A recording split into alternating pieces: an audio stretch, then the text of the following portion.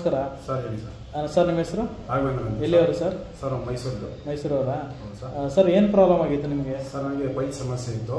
ನಾನು ಭಾಳ ವರ್ಷಗಳಿಂದ ಡ್ರಿಂಕ್ಸು ಮತ್ತು ಸ್ಮೋಕ್ ಎಲ್ಲ ಮಾಡ್ತಾ ಇದ್ದೆ. ಓಕೆ. ಇದರಿಂದ ನನಗೆ ಗ್ಯಾಸ್ಟ್ರಿಕ್ ಸಮಸ್ಯೆ ಹೆಚ್ಚಾಗ್ತಾ ಹೋಗ್ತು. ಆಮೇಲೆ ಎಕ್ಸಸ್ ಆಫ್ ಹೀಟ್ ಆಗಿ ಉಷ್ಣಾಂಶ ಜಾಸ್ತಿ ಆಗಿ ನನಗೆ ಪೈಲ್ಸು, ಪಿಸ್ತೂಲ ಈ ರೀತಿ ಸಮಸ್ಯೆಗಳು ಕಾಣ್ತಾ ಇತ್ತು. ಓಕೆ. ಸುಮಾರು ಕಡೆ ಮೆಡಿಸಿನ್ ತೊಗೊಂಡೆ, ಆದರೂ ಏನೋ ಅಂತ ರಿಸಲ್ಟ್ ನನಗೆ ಕಾಣಲಿಲ್ಲ. ಈಗ ನಮ್ಮ ಫ್ರೆಂಡ್ ಒಬ್ಬರು ಸಿಕ್ಕಿ ಅವರು ಆಯುಲ್ ನಮ್ಮ ವೆಲ್ನೆಸ್ನ ಒಂದ್ಸರಿ ಕಾಂಟ್ಯಾಕ್ಟ್ ಮಾಡೋಕ್ಕೆ ಹೇಳಿದ್ರು. ಅಲ್ಲೋಗಿ ನಾನು ಕಾಂಟ್ಯಾಕ್ಟ್ ಮಾಡಿದಾಗ ಅವ್ರಿಗೆ ನನಗೆ ಪೈಲ್ಸ್ಗೆ ಒಂದು ಟ್ಯಾಬ್ಲೆಟ್ಸು ಮತ್ತು ಅದ್ರ ಜೊತೆಗೆ ಸ್ಟಮಕ್ ಕೇರ್ ಅನ್ನೋದನ್ನ ಸಜೆಷನ್ ಕೊಟ್ಟರು. ಓಕೆ. ಇದನ್ನು ಕಂಟಿನ್ಯೂ 3 ತಿಂಗಳು ಬಳಸಕ್ಕೆ ಹೇಳಿದ್ರು. ಇದ್ರ ವಾರದಲ್ಲಿ ಒಂದು 2 ಬಾರಿ ಅಥವಾ 3 ಬಾರಿ. ಓಕೆ.